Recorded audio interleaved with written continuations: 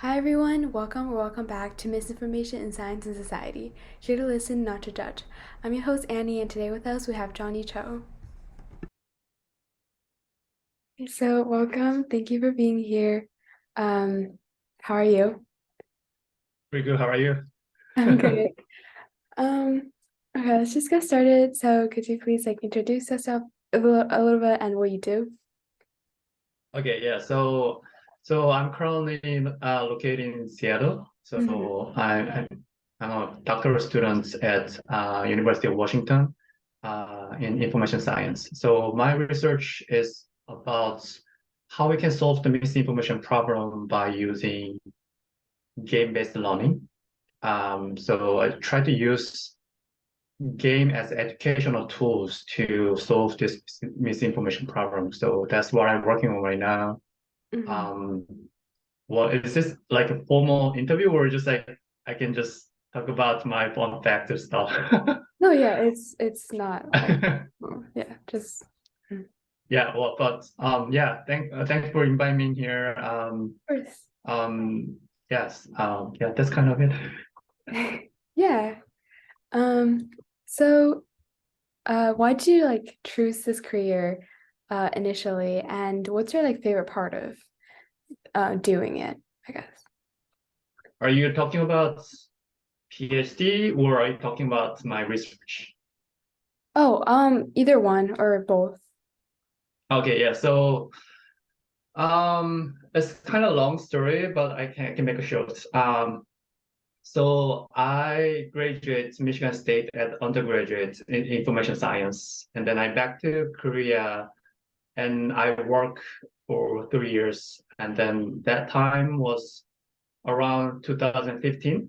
That time I was really fascinated by VR, virtual reality, and then I decided to study more, and then I went to Syracuse University as a master program for studying virtual reality. That time I had the idea that we can maybe you can use the VR for education, like learning language. So I make I made the VR version, the memory game kind of, so that I try to examine that's how it is that more efficient to use the VR for memory, or is that more efficient to use just computer based? And then I Mhm. test it out, and then that was my thesis. And then I after I finish, I kind of realized, yeah, there might be have a possibility we can use the game or VR for education tools. And then I decided to go another master because if you don't know anything about education and talk about education, it does not make sense. So I went to UPenn for another master program for learning the education and how that learning fundamental principle working in this new edging technology stuff. So at that time I was studying about augmented reality. That's how the formal school, education school, they how they utilize this new technology, AR or something. That time I was like, okay, well, there is a lot of shortcomings, so there might be a space that I can make my um, own company. So that was kind of my initiate, like thinking about I can make VR for education for young youth. So I was working in the elementary school as an IT teacher and tried to teaching students how to build up the game and then how we can implement this one to the VR.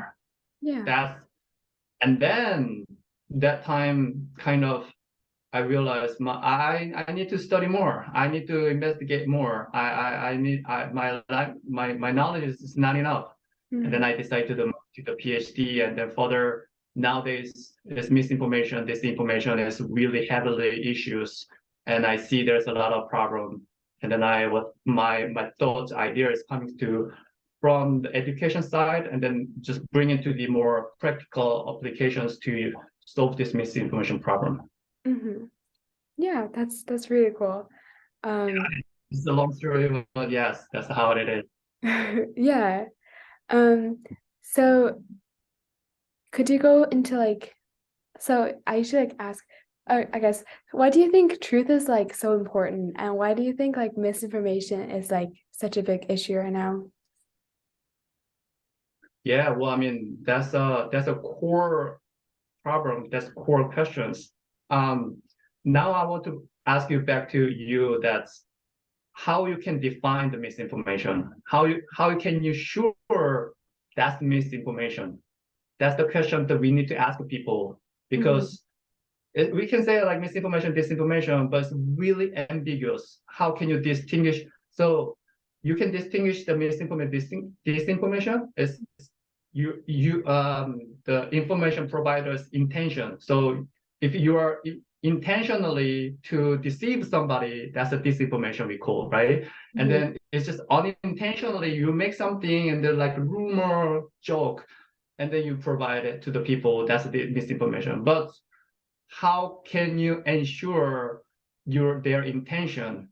That's a really ambiguous the Yeah. boundary, right? And then you as a receiver, you only see the sender, which is sender might be say like, oh, I just retweet or I just send somebody's one. Then how can you make sure that who made this and who started this, how we can solve this problem? Mm-hmm. Okay, that's the number one. Number two is technology, right? So deepfake, AI, you all know this stuff.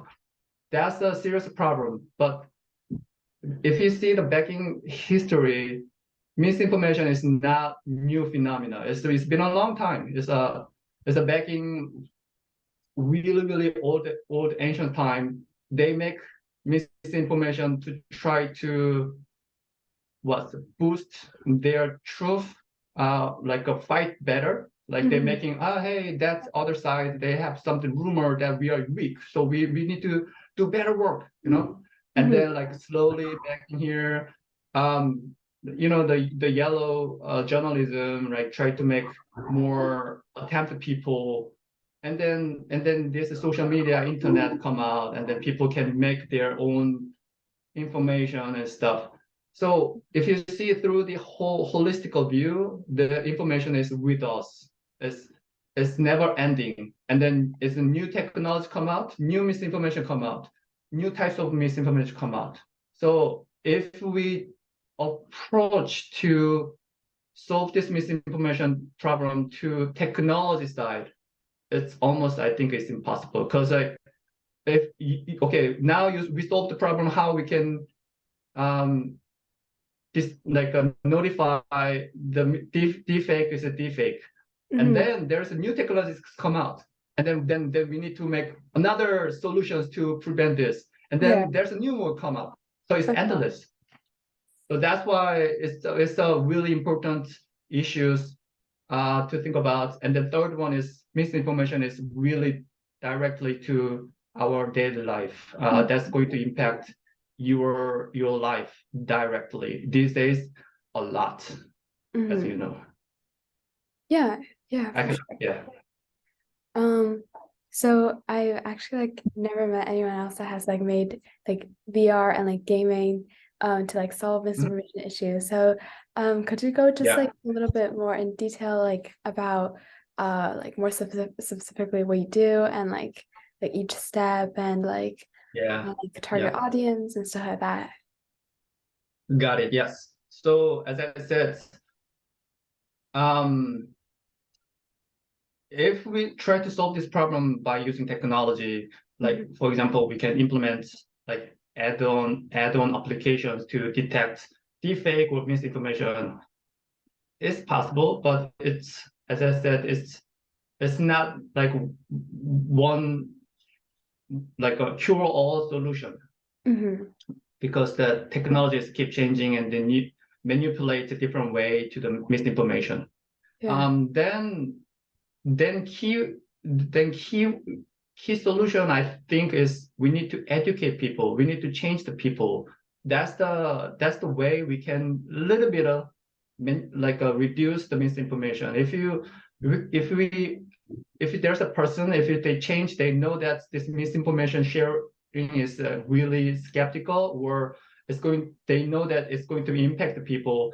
then they can stop their behavior. So that's why I want to educate people. Then my question is, then how are you going to educate people, especially for the youth and the old people, especially for this like heavily dealing with the misinformation, disinformation, and like Yeah. so. What I'm trying to do is we gather together as a group, and then so this is my previous one, and then I can talk about my future plan. So previous one, I conducting that misinformation escape room game project, which is we create the gamify the misinformation tactics, strategy, were some of the issues, and put it in the game, and then each is kind of puzzle. So each puzzle that you need to solve, and then each puzzle showing that different way to solve the problem. So for example, we create the game like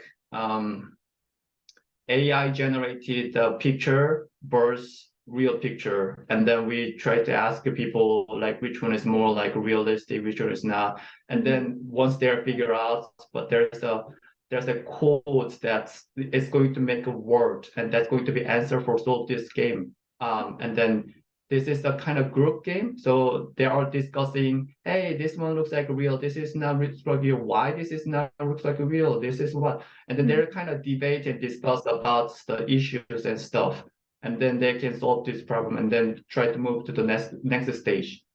Once we finish this, and then we all bring them together, and then we ask them about how was your experience in the game, and also how was your experience in your real life in the misinformation. Do you have any experience?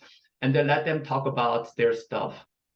And doing this process, what I expect is they can realize that the misinformation is you're not the only one that's to having a difficulty to try to solve a problem. And also they have a lot of people are involving this, and then when you hear somebody's experience and then how they solve this problem, and then you might have a fact that, oh, I can do that, I can do that way. And then also you can follow their passion or their stuff. So that's why I try to make more debates and then discussion, and then share their knowledge and information together within the kind of gamify the solution. So I want to call this one kind of campfire the strategy. So game as a campfire, and then we are together and then we talk about the stuff, but not in like really heavy way, but it's make it also increase their motivation in the fun way, and then so that they can when they go back to their daily life, they can think about a person say like this in this situation, they solve this problem in this way, maybe I can affect that way, that I can managing that way. So I just want to give you somebody to have a clue that's open the gate to think about the misinformation by using the game. That's my previous one.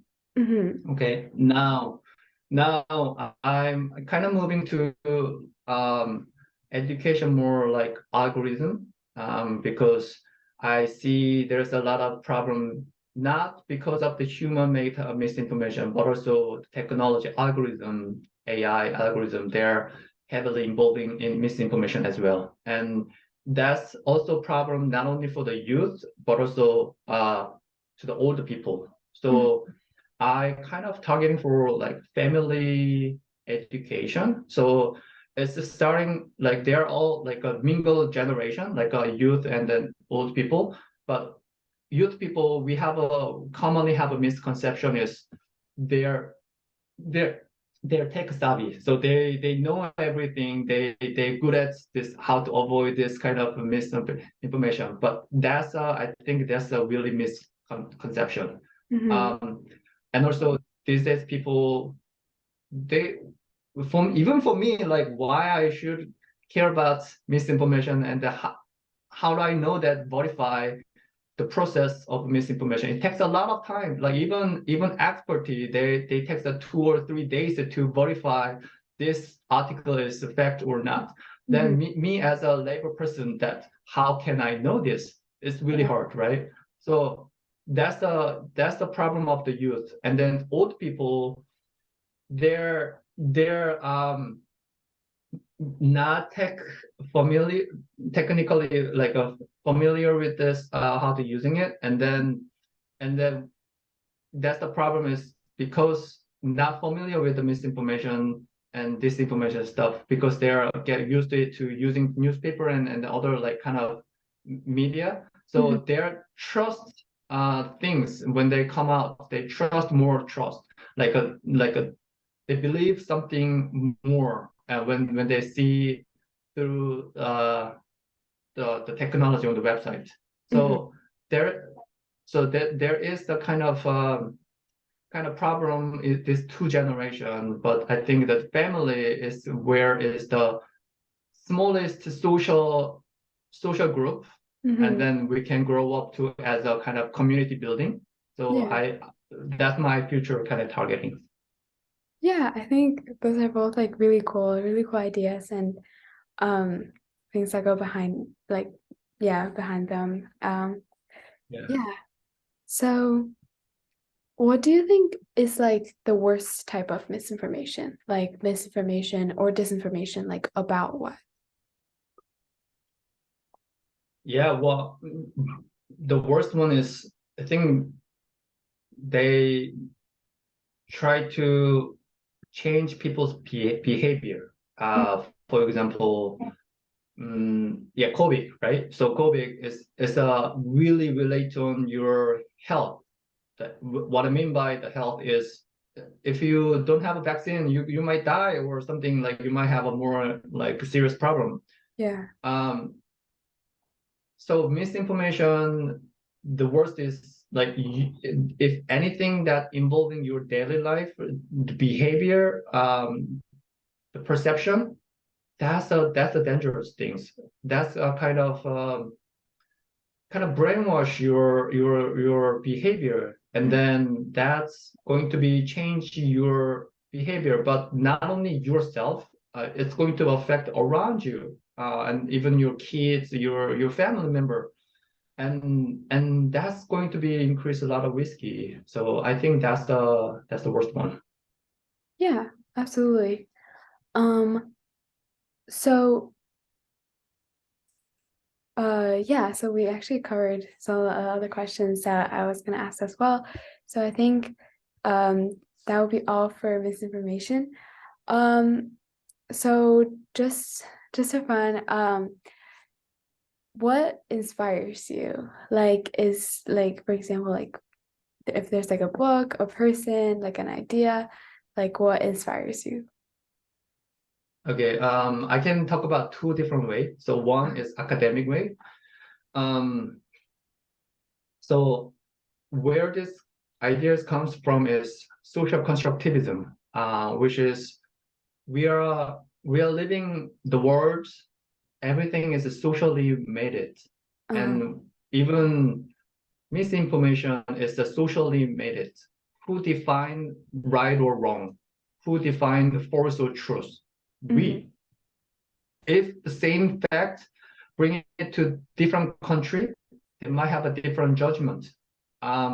We define misinformation, disinformation. That's our decision. So social constructivism is a philosophical the education theory that I kind of heavily involved for solving this misinformation problem by human, because that's the first conception that we believe misinformation is socially meaning making, and how we solve this problem is we as a human we need to make meaning more healthier, meaning more inclusive. That's the solution that I thought about. So that's the academic side, and then the other practical side is from my experience actually. So um, back in days, I was so my mother went to the political election, and then I was helping her, and then we made some. I was designer to make some announcements about my mom's elections to the social media. So because I was the youngest one, so I was a kind of designer. Mhm. And then the TV was announcing something about my mother, and then but that was kind of mistake by mistake, and then I didn't know that was mistake, and then I sent the poster I made it to the social media. Boom. Uh-huh. And then somehow the TV was correcting the information, and they say, "Oh, it was not," but it's already sent, right? So it Yeah. become a misinformation, and then but I just sent to one group in the social media, and then somehow it was like boom, boom, boom, boom, boom, boom, boom, boom, boom. All the community around us, they knew this. And Mhm. then police call me. Police call me, Johnny, you need to come to police station and then talk about this. I was like so shocked. I was like, am I going jail or whatever? Uh-huh.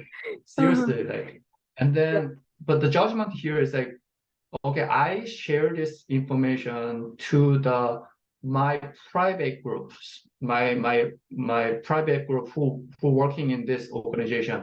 One Mhm. of them are sending this one to the 100 people's social media, and then one of them or several people in the 100 people they're sending to other Uh-huh. groups. That's why it was like so fast to spread out, and Yeah. then luckily,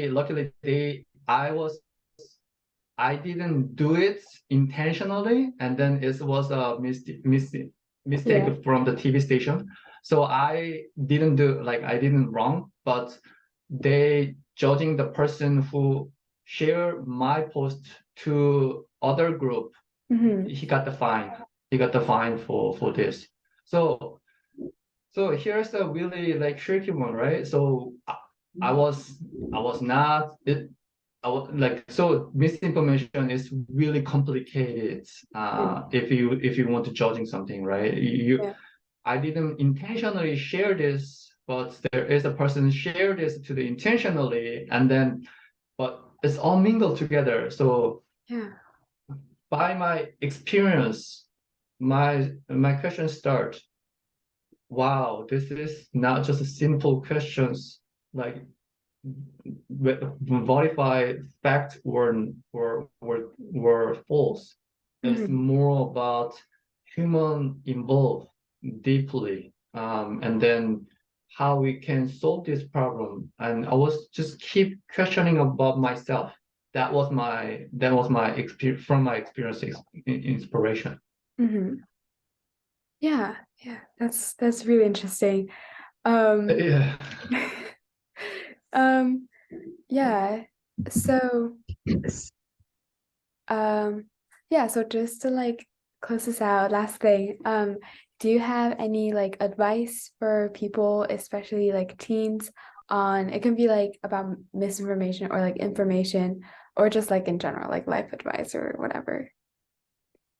Yeah, well, can I ask you to something to you? Because I saw your YouTube, but what's your purpose for this? Like, are you try to make some interventions for youth, or I think depending on your purpose, the answer going to be different, Oh, or just a general? you can just give general advice, but my channel is just like I guess I could say it's targeted towards like teens, but it's like really for like everyone. I just like talk to people and like share what I Yeah, learned. So it's really for like everyone because like misinformation like affects yeah. everyone. So yeah. But yes, I'm glad that you're kind of leading this misinformation problem among the teens.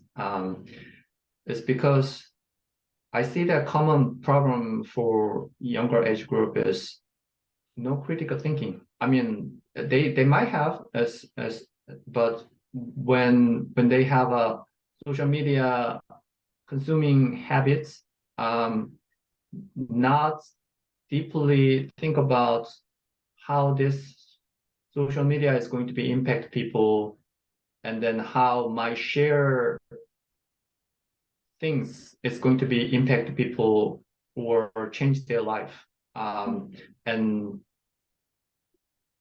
TikTok, Instagram, Facebook is kind of old for teenager, right? So those, like, the technology is try to kind of make people more comfortable and convenience, but at the same time, people less think about the meaning behind this. And also we as a researcher or technology developer, we cannot tell the youth you're the wrong, because actually we provide this to them and then they using it, and we cannot say that it's because you don't have critical thinking, you don't have you need to think about it's we as a person, people who managing this, they need to think about deeply when they're making some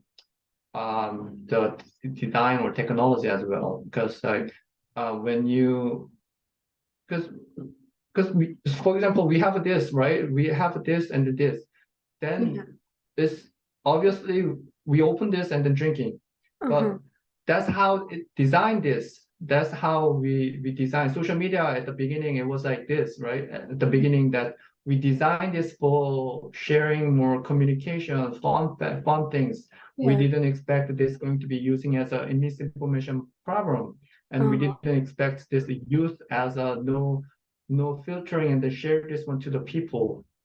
So this one has a really have a two generations, like all this kind of mingle problem together. So if there's the one word that I want to say to youth, one is like, before you share something, think about the impact of share this one to the world. Like, you're not sharing one video or post, because once you share, it's going to be public, millions, billions going to see it. So you need to know that the seriousness of impact on the sharing the post or social media.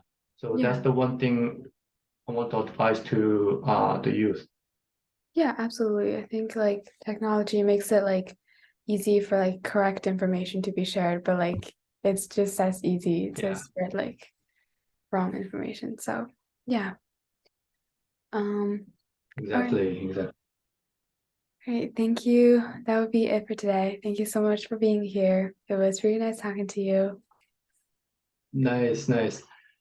So I mean, like, you can stop the recording and then we can make it maybe a little bit talk about your stuff, your project maybe.